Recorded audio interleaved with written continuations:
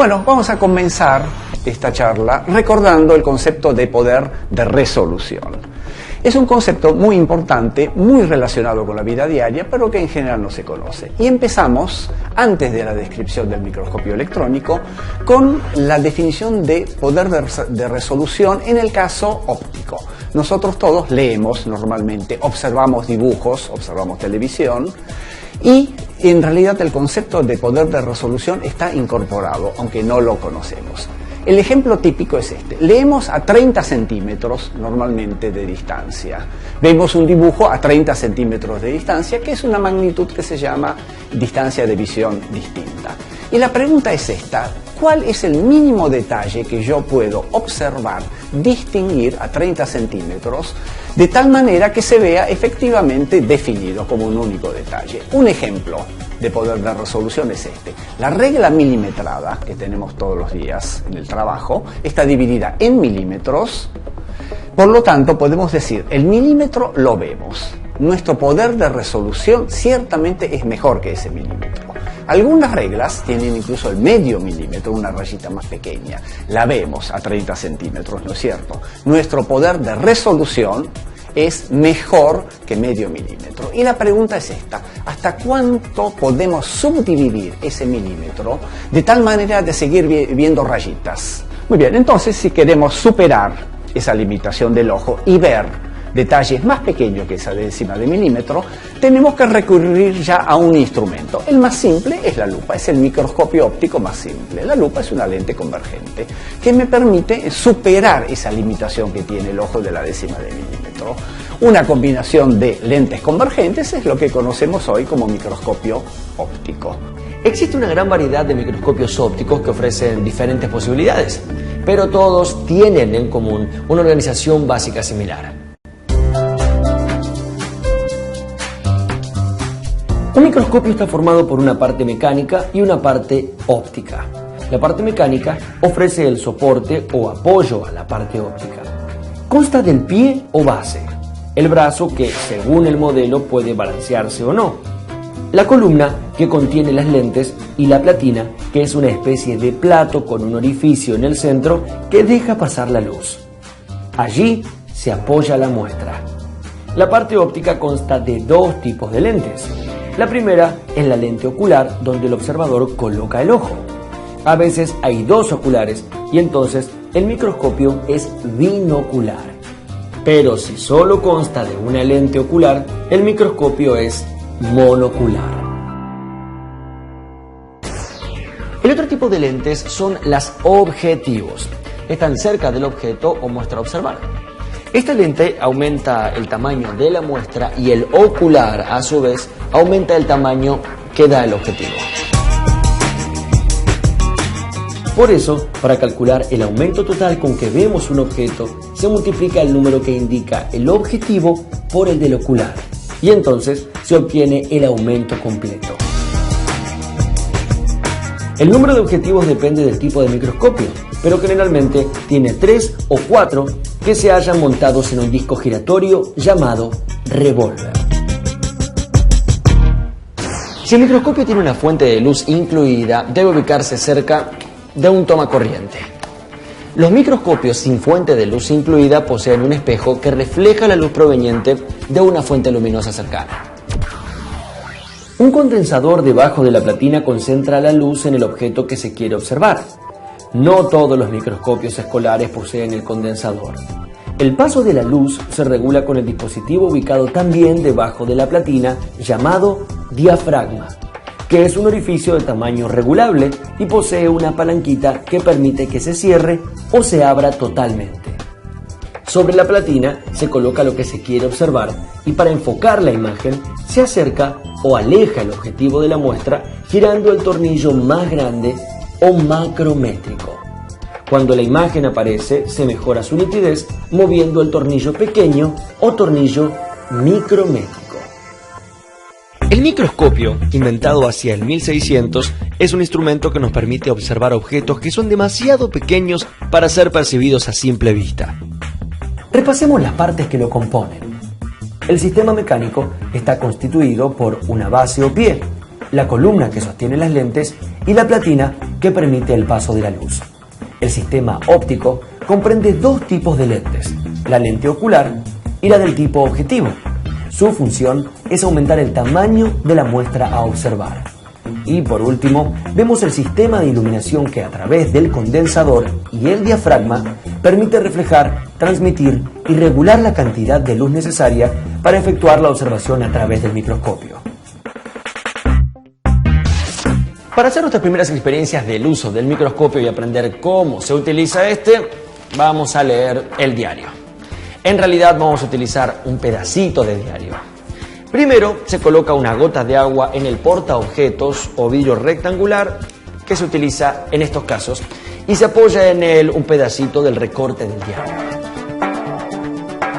Se coloca el portaobjetos sobre la platina y se lo sujeta con los ganchos. Se gira el revólver para colocar la lente objetivo de menor aumento. Siempre es conveniente empezar con el menor aumento para tener una imagen completa. Se mueve el espejo hacia la luz hasta que, al mirar por la lente ocular, se vea bien iluminado el campo óptico o círculo de la lente ocular. Mientras se mira de costado el objetivo, se debe mover el tornillo macrométrico y se acerca dicha lente al preparado lo más posible, sin golpear la muestra con el objetivo a medida que baja. Para mejorar la nitidez de la imagen observada, se hace girar muy despacio el tornillo micrométrico. Al mirar la letra por el microscopio, observaremos que la imagen se forma invertida. Cuando el objeto a observar es muy pequeño, es necesario pasar a ver con una lente objetivo de mayor aumento o aumentar el ocular cambiándolo por otro. Pero no se saca el preparado, porque si no, se desenfoca. Solamente se gira el revólver para posicionar la otra lente objetivo con mayor aumento y se mueve el tornillo macrométrico para que baje la platina. Así se vuelve a ajustar el enfoque. Hasta estar entrenados en el uso del microscopio es conveniente hacer varios preparados sencillos. Por ejemplo, una gota de agua de un charco. En este caso es necesario colocar por encima un delgado vidrio llamado cubreobjetos. El cubreobjetos apresa la muestra a observar o impide que el objetivo se introduzca en ella, la derrame o destruya. Las burbujas al microscopio se observan como bolitas de borde grueso, casi como bolitas de acero muy brillantes. Distorsionan la imagen.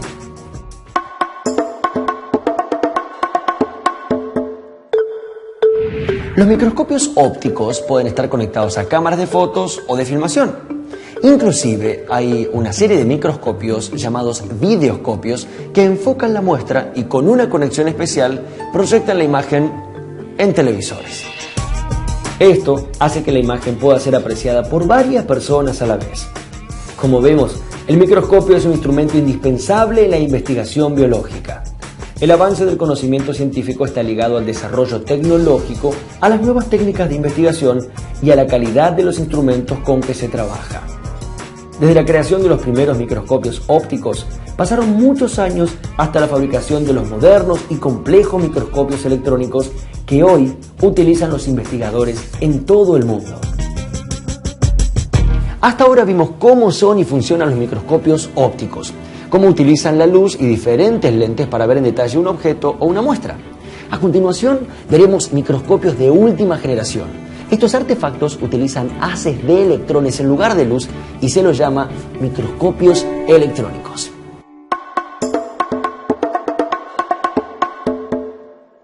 ¿Por qué vemos cosas en estos microscopios que en los ópticos nos resulta mucho más difícil o hasta a veces imposible? Una de ellas es por el poder de resolución que tienen estos equipos. Y los microscopios ópticos de hace 150 años en realidad resolvían ya lo que resuelven los microscopios ópticos de hoy en día. Con esto se quiere decir que la limitación en el poder de resolución de un microscopio óptico no está dado por la construcción, la manufactura de mejores o peores microscopios. La limitación ahora de un microscopio óptico está dada por la física. Todos sabemos que la luz es una onda electromagnética, que se propaga en el espacio a la velocidad de la luz, cuya longitud de onda es del orden del micrón. Y acá definimos esta nueva cantidad. Micrón, millonésima de milímetro. Entonces, el poder de resolución de un microscopio óptico aún moderno está dado por la física, está dado por la longitud de onda de la luz con la cual estamos observando. Las bacterias, microorganismos que fueron estudiados desde el año 1700 tienen dimensiones del orden 10-20 micrones y efectivamente entonces se pudieron observar desde hace 200-300 años. Ahora, si queremos observar la naturaleza en otra escala, por ejemplo la de los virus ya tienen dimensiones mucho más pequeñas que ese micrón o medio micrón. Entonces ahí sí es necesario recurrir a instrumentos que me permitan obtener imágenes, pero no utilizando luz. La luz ya cumplió su misión. Con la longitud de onda de medio milímetro, micrón o un micrón, ya nos pone un límite. Tenemos que diseñar instrumentos en base a otra radiación que no sea luz. Y esta es entonces la generación de microscopios electrónicos. Cuando la longitud de onda de la luz no alcanza para distinguir dos objetos, usamos la radiación de los electrones. ¿Cómo se generan estos electrones? Bueno, en el extremo superior de todo microscopio electrónico hay un filamento de tungsteno que al hacerle circular corriente genera electrones. Estos electrones son acelerados a través de una columna a un kilovoltaje alrededor de los 25 kilovolts e interactúan con la muestra. Al interactuar con la muestra se generan una determinada cantidad de señales, entre ellas la que llamamos los electrones secundarios.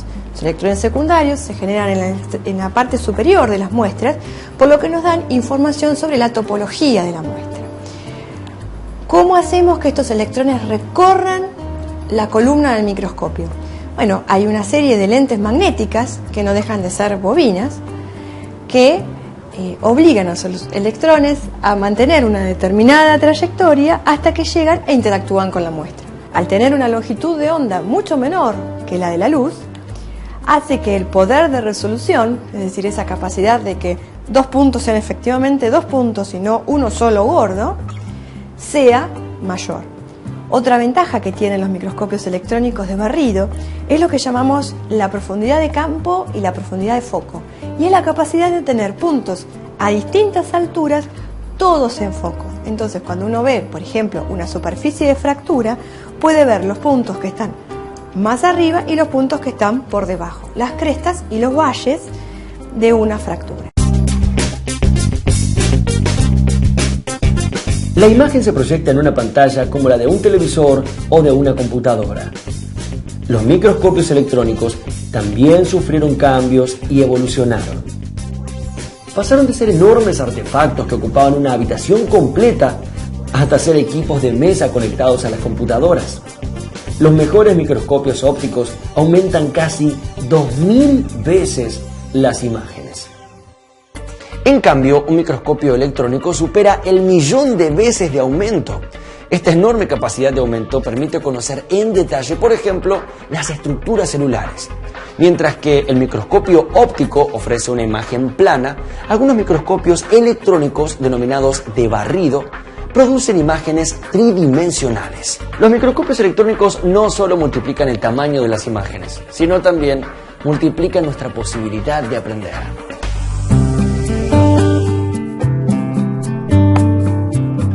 Este es un microscopio electrónico de barrido, funciona digitalmente, tiene una columna de vacío en donde está el filamento de tungsteno, que es el que emite los electrones. En esa columna van las muestras en la platina, y cuando el equipo entra en vacío se enciende el filamento. Esos electrones son captados por un detector de electrones secundarios, que es la unidad que manda la señal al monitor para observar las muestras. Otra señal la manda al CPU para guardar las imágenes digitalmente, y una tercera vía es con la máquina de fotos para rollos de 120 milímetros para hacer fotos de tipo analógica. El microscopio sirve para hacer trabajos de apoyo de investigación, desde un caracol hasta un grano de polen y de diversos materiales biológicos. También se usa en geología para ver cristales y también para otros materiales que no son biológicos, como ser telas carbonadas, metales, agujas. Las muestras tienen que estar secas y se metalizan. El procesamiento es, se lleva en un metalizador que se hace una cubierta de oro paladio y de esa manera los electrones, cuando chocan con la muestra, rebotan y dan una señal que es detectada por el detector de electrones secundarios. Hay microscopios que funcionan de bajo vacío, que funcionan sin metalizar las muestras, que son microscopios ambientales, pero el nuestro, que es un microscopio de alto vacío, requiere que las muestras estén metalizadas. Muy pocas veces se trabaja con alguna muestra no metalizada, en el caso de algún fósil, porque bueno, no se puede, si queda cubierto con esa cubierta de oro paladio, digamos, el material se arruina, y como son exclusivos, son piezas únicas, digamos, no se pueden deteriorar, ¿no? O sea, hay material de colección que hay muchos ejemplares y se puede seleccionar alguno para metalizarlo y se tiene el resto para otros estudios. Pero en el caso de los fósiles, a veces se ve sin metalizarlos, pero los electrones, cuando chocan con la muestra, tiene que ser metálica para dar una buena señal, si no, no dan una buena señal. Como acabamos de ver, existen dos tipos de microscopios electrónicos: el de barrido, también denominado scanning, y el de transmisión.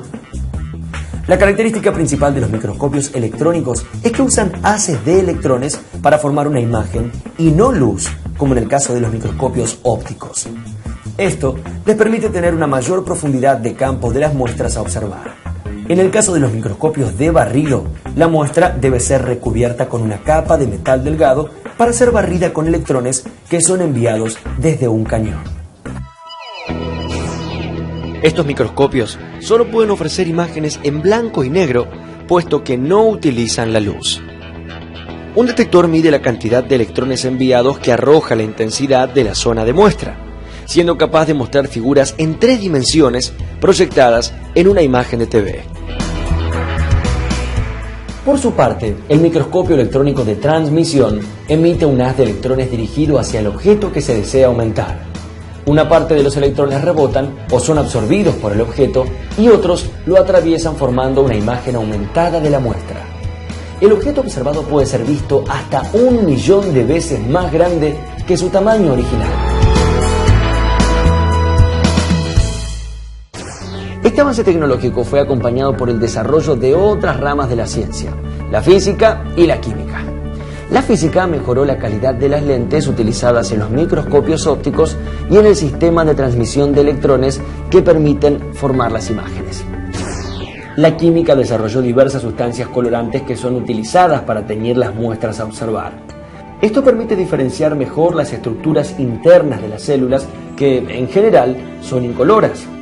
Con los actuales microscopios electrónicos se pueden observar a las células en 3 dimensiones, analizar en detalle sus estructuras internas e interpretar a partir de sus observaciones lo que ocurre en su interior.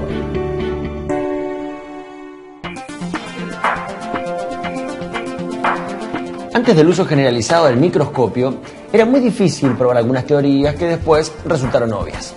Por ejemplo, en el siglo XVII, el médico inglés William Harvey estudió la circulación de la sangre y la función de las venas y de las arterias.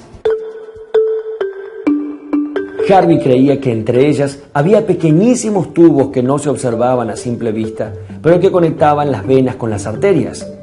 Pero no pudo demostrarlo, porque no contaba con el instrumento adecuado para verlas. En la actualidad todos sabemos que los capilares existen, y gracias a su existencia la sangre circula a través de tubos o vasos.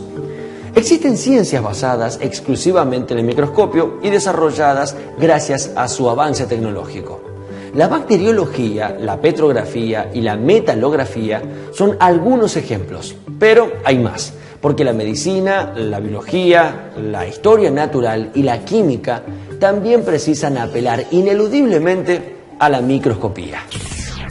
Sin dudas, entre los múltiples instrumentos destinados a la exploración científica no existe en la actualidad otro con tantas aplicaciones. Gracias a él sabemos que existe un mundo secreto, algo más allá de lo que nuestros ojos pueden ver.